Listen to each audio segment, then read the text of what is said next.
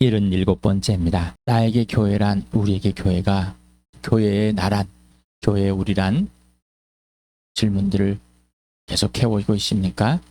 교회를 알아가고 계십니까? 오늘도 이 그림을 봅니다. 이제 영적인 사람이 되었으니까 영적인 죽음에서 영적인 생명으로 온전히 옮겨진, 오늘도 그 영적인 죽음, 예수님의 죽음과 영적인 사람, 예수님의 죽음과 부활이 실제가 되십니까? 오늘도 예수님과 사귀고 있습니까?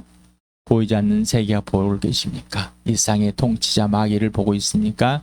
이 세상이 거짓되고 혼미하고 어둠이라는 것, 죄라는 것을, 영적으로 죽어 있다는 것을, 나도 거기에서 마귀의 자식이었고 죄를 범했고 영적으로 죽었었다. 사망이다. 그리고 지금에 있는 하나님의 나라, 하나님의 자녀, 교회가 되었고 새 피조물 새 사람이 되었다는 사실, 하늘로부터 다시 태어났다는 것, 이것이 분명하십니까? 바로 예수 그리스도가 주인 되심이, 하나님의 나라가 보이십니까? 이 부활이 실제가 되십니까? 꼭 그렇게 돼야만 합니다. 지난 주일에 사귐 교제 친교란 무엇인가? 사귐이란 서로 얼굴을 익히고 가깝게 지내는 뜻이다. 서로 사귀어 가까이 지낸다, 친밀하게 사귄다, 뭐 이렇게 이 세 단어가 사전에 이렇게 나와 있습니다. 그럼 성경에서는 코이노니아라는 이 헬라어 단어 속에서 이 코이노스란 공동의 의미가 강한 어휘, 그래서 자신이 가지고 있는 것을 나누며 서로 알고 즐기는 교제, 사귐, 친교가 코이노이다라고 했습니다.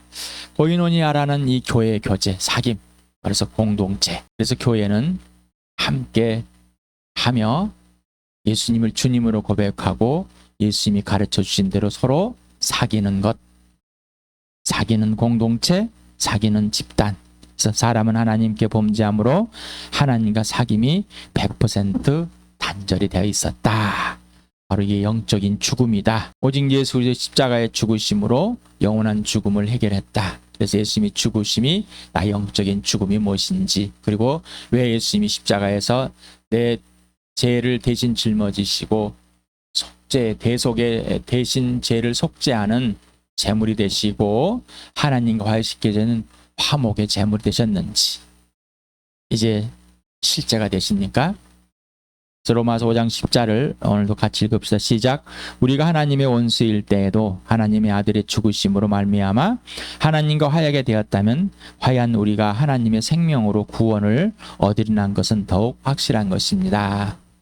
예수님의 죽으심이 내 죄를 끝냈다는 사실을 오늘도, 그리고 예수님의 죽으심이 하나님과 화해했다는 사실, 영원한 생명을 얻게 하기 위해서 십자가에 죽게 하시고 이 부활로 확증했다는 사실이 정말 진짜가 되셨습니까? 오늘은 에베소 2장 10절을 보겠습니다. 같이 읽겠습니다. 시작. 왜냐하면 우리는 하나님의 작품입니다. 선한 일을 하게 하시려고 하나님께서 그리스도 예수 안에서 우리를 만드셨습니다.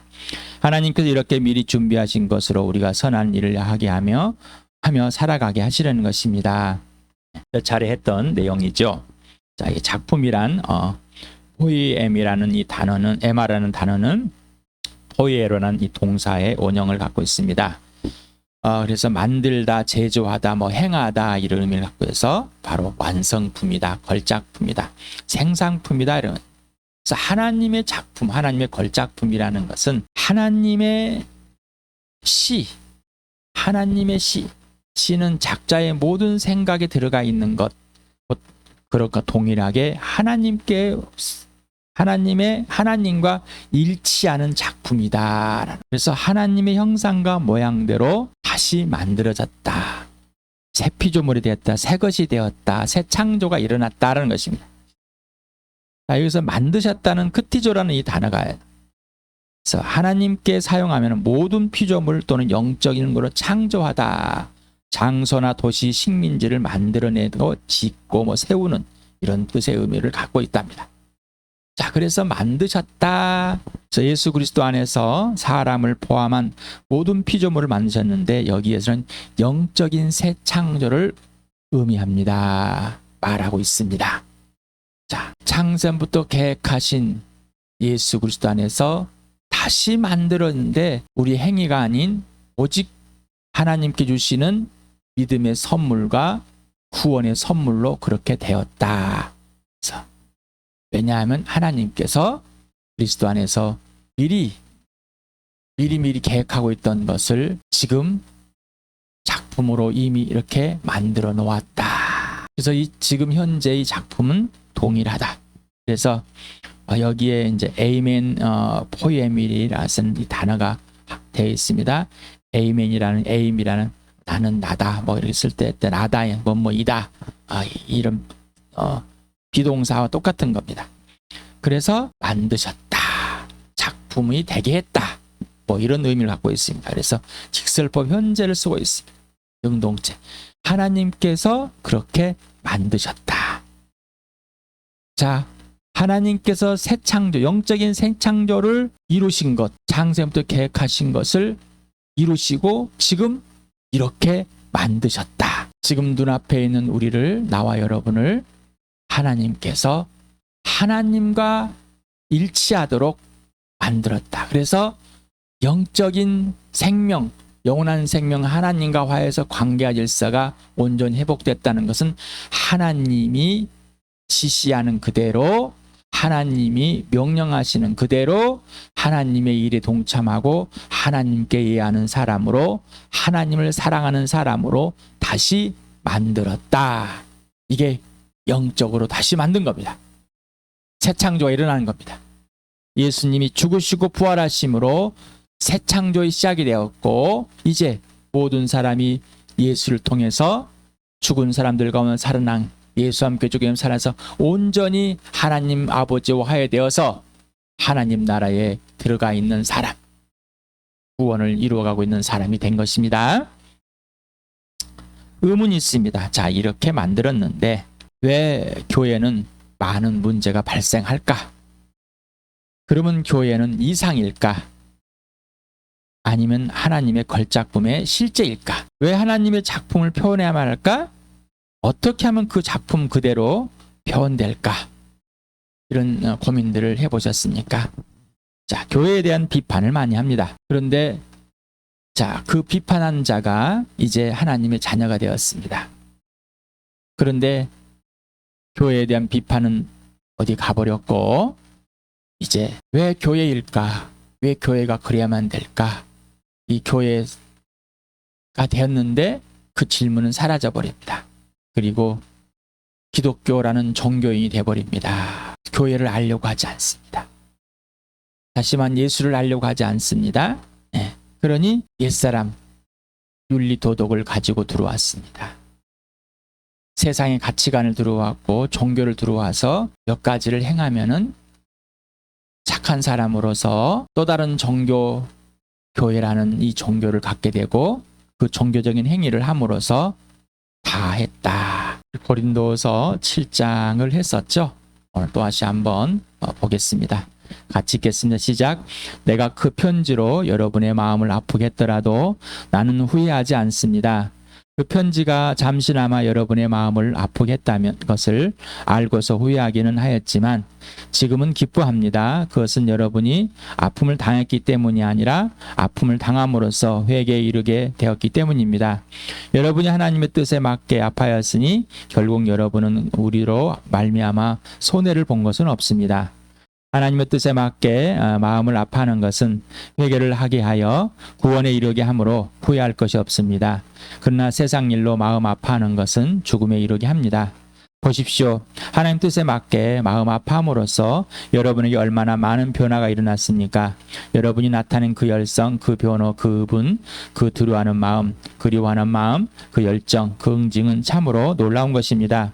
여러분은 그 모든 일에 잘못이 없음을 보여주었습니다. 그러므로 내가 여러분에게 편지한 것은 남에게 불의를 행한 사람이나 불의를 당한 사람 때문이 아니라 우리를 위한 여러분의 간절한 마음이 하나님 앞에서 여러분에게 환히 나타나게 하려는 것입니다.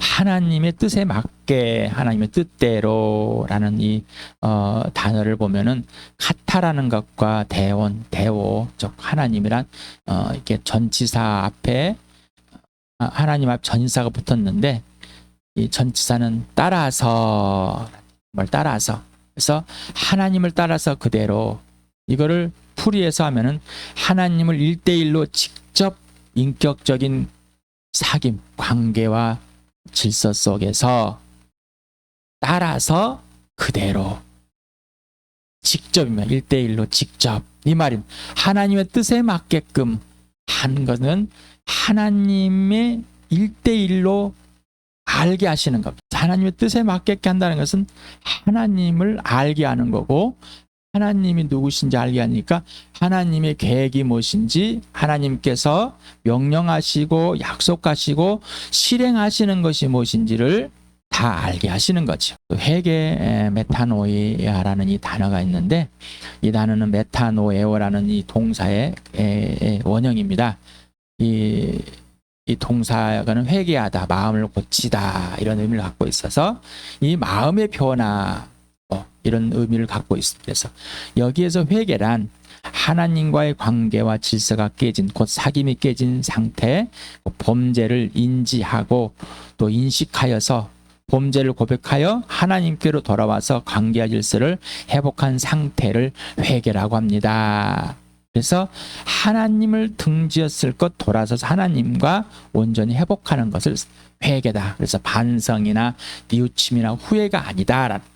마음의 변화가 일어났는데 반성하고 후회하고 뉘우치고 나에 맞게 내 중심에 있는 것이 아니라 이거는 성령께서 범죄함을 구체적으로 알려주시고 또 구체적으로 인지하고 인식하게 의식하게 하여서 범죄함을 고백하게 하여 예수님 피 속에서 예수님과 먼저 친밀하게 화해시키고 아버지에서 아버지와 아들과 빛 가운데서 사귀고 그리고 지체들과 빛 가운데 사귀게 해주시는 것이 회개입니다. 자, 이 아픔이라는 단어가 루페라는 이 단어는 몸과 마음의 아픔, 슬픔, 비애, 근심을 말하고 있습니다. 그래서 여기서 마음의 근심, 마음의 아픔이다라는 게 뜻이 있습니다. 하나님의 뜻에 맞게 마음이 편한 것은 회개를 하여 구원을 이르게 한다. 자, 세상 일로 마음이 아파한 것은 죽음에 이르게 한다. 자, 이게 고린도후서 우리 할 때 기억나십니까? 자, 지금까지 이렇게 여러분 마음이 왜 아픈가? 정말 하나님의 뜻에 맞게 아픈 아픔인지, 곧 생명에 이르는 아픔인지, 구원에 이르는 아픔인지, 아니면은 죽음에 이르는 아픔인지, 자, 좀 인지하고 의식해 보았습니까? 당신은 자신이나 누군가에게 마음 아프게 한 일이 있는가? 아주 구체적으로 고백들을 해보시 바랍니다. 그리고 또 이 단톡에도 또 댓글에도 표현을 해보시 바랍니다. 자, 하나님의 뜻에 맞게 회개와 구원에 이르게 하는 아픔을 주었는가?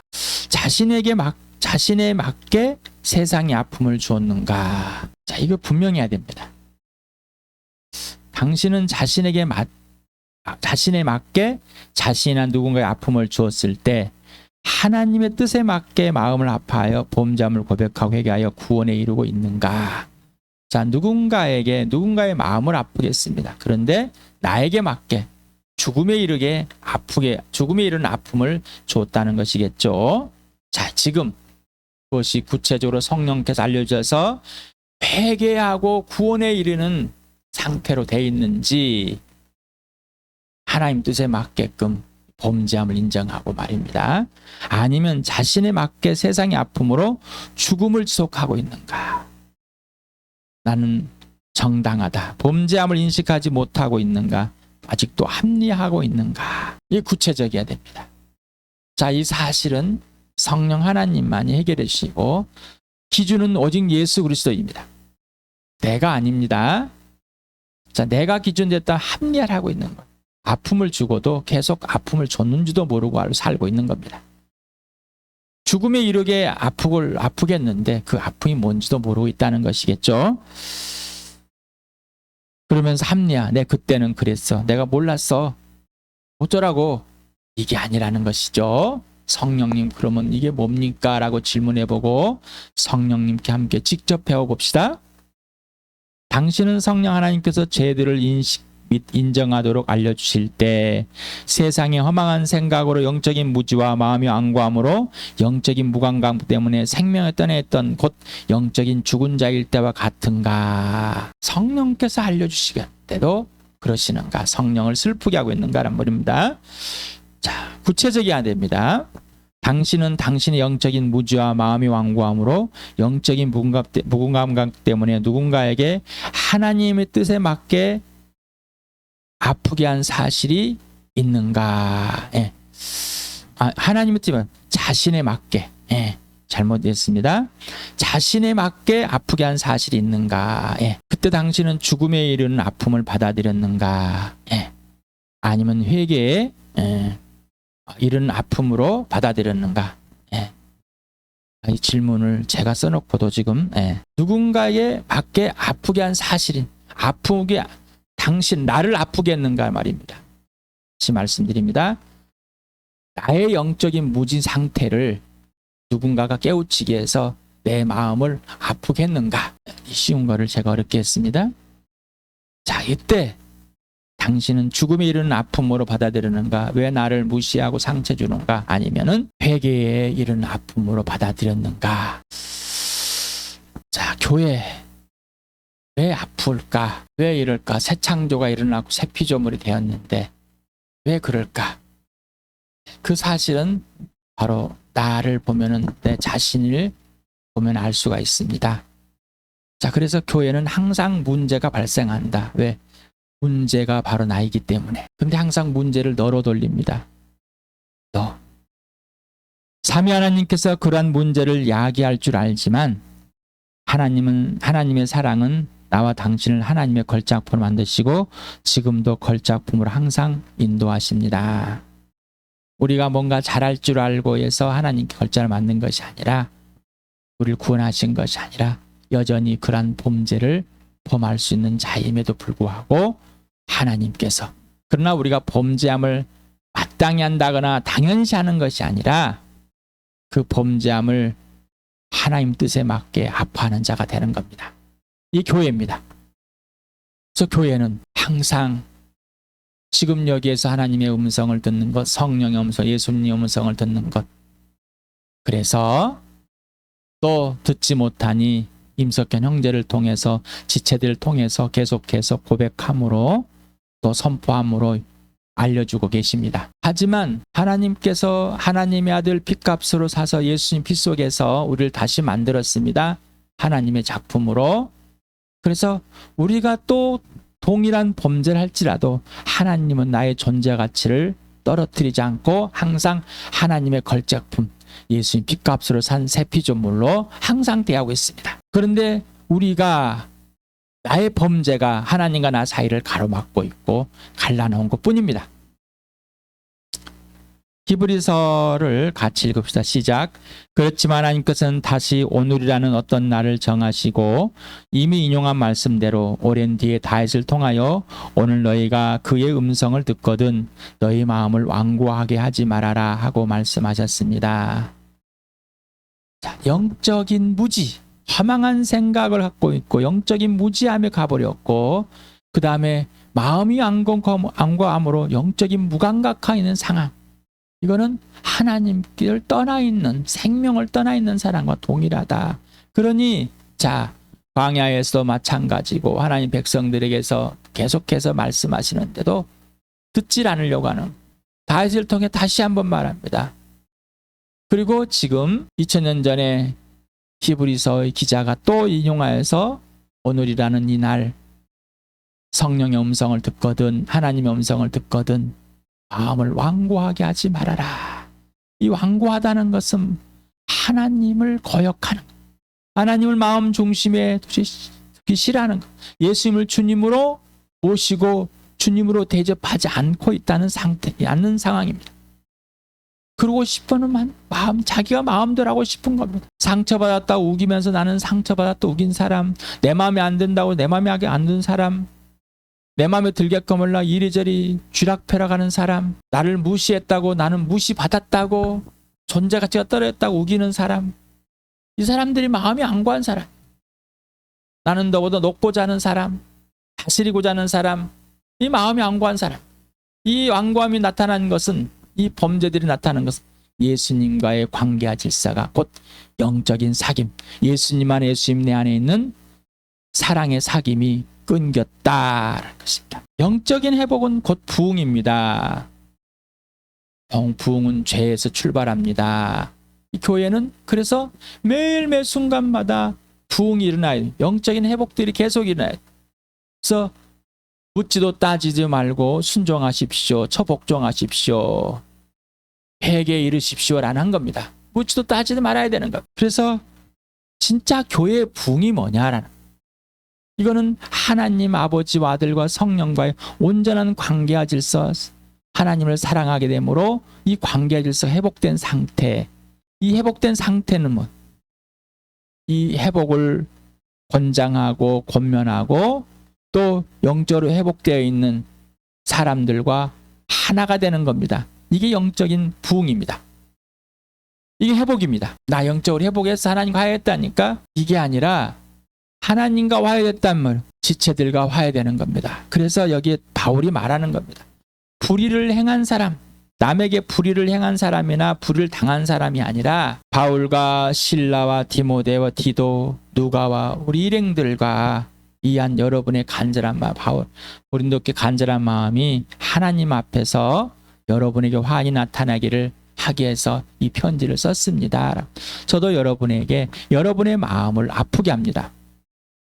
범죄함을 인지하지 못하는 영적인 무지함, 무감각함, 마음의 완고함 때문에 왜 목사님은 좀 넘어가면 안 될까요? 네, 넘어가고 있는 것을 알지 못합니다. 영적인 무지함 때문에 용납해 주는 거를, 눈 감아주는 거를 모릅니다. 영적인 무지함 때문에. 그런 영적인 깨어있는 사람들은 오늘도 임석현 형제가 용납하고 용서하고 있구나라는 걸 압니다. 하나님의 사랑 안에 있는 거구나. 불의를 행한 자나 불의를 당한 자나 서로가 아파하는 사람들인데 하나님께 회개하는 자, 상처를 준 자나 상처를 받은 자나 성령의 위로로 하나님 아버지께서 아들을 죽은 사람들 가운데 살리신 그 위로를 회복하는 것, 범죄함들을 그리고 사랑하는 것들을 회복하는 것, 그 회복이 되어 있으면 곧 나와 여러분이 나를 향한, 내가 여러분을 향한 그 사랑으로 나를 향한 여러분의 사랑이 하나님 앞에 환히 드러나는 것이 영적인 회복입니다. 그리고 그 회복이 지체들과의 온전한 회복이 되는 겁니다. 여러분을 아프게 했다고 해서 나를 경계하고 가까이 하기 싫어, 여전히 그러고 있다면은 영적인 회복은 된 것이 아닙니다. 하나님을 사랑한다고 말하면서 보이는 형제 자매를 사랑하지 않는 자는 하나님을 사랑하지 않는 자이다. 우리 교회가 진짜 영적인 회복 부흥이 일어나길 바랍니다. 그렇게 성령께서 하시고 계십니다. 그렇게 예수님께서 하시고 계십니다. 온종일 눈물을 흘려도 시간이 없습니다. 부족합니다. 온전히 일주일을 흘려도 부족합니다. 그러나 반성을 하고 회개하는 건 죄송합니다, 땡 합니다. 그래서 영적으로 회복된 자는 부부와 관계 질서가 회복된 겁니다. 부모와 자녀의 관계 질서가 회복된 겁니다. 삼위 하나님과 온전한 영적인 회복은 영적인 사람과 온전한 관계와 질서 회복입니다. 자, 인생의 목적이 오직 예수, 인생의 목표가 부활과 십자가. 식상하십니까? 아니면 기뻐 들떠십니까? 여러분 마음이 뜨거워지십니까? 뜨거워져야 됩니다. 이게 영적으로 회복된 사람이 오늘도 성령이 뜨겁게 해주시기 바랍니다. 나와 교회는 누구인가? 나와 교회의 교회는 존재는 무엇인가? 왜 존재하는지, 그 가치는 무엇인지, 나와 교회는 어디서 와서 어디로 가는지 성령이 이 모든 걸 알려주시고 우리 주 예수 그리스도께서 이 교회의 주님 되심으로, 나의 주님 되심으로 나를 책임지시고 나를 통치하시고 나를 완성하는 소유주가 되신 것입니다. 교회는 문제가 있습니다. 나와 같이. 그러나 교회는 항상 부흥합니다. 하나님의 뜻에 맞게 따라서 회개하는 역사가 일어납니다. 범죄함들을 인정하는 그 아픔들이 일어납니다. 바로 사랑의 고백, 범죄를 고백하는 사랑의 고백이 일어나고 예수님과 사귐 속에서 아버지와 빛 가운데 사게 되고 이제 진짜 영적인 사귐이 되는 그 복된 삶에서 오늘도 우리 교회가 또 써서 표현하고 또 써서 표현하고 고백하고 하나님께서 저를 이렇게 살려내셨습니다. 또 하나님께서 이 약속하시고 이렇게 행하십니다. 지금 나는 거기에 동참해 있습니다. 이런 축복들이 일어나는 이 교회가 되게 하시고 계십니다. 함께 이 부흥에 참여하는 나와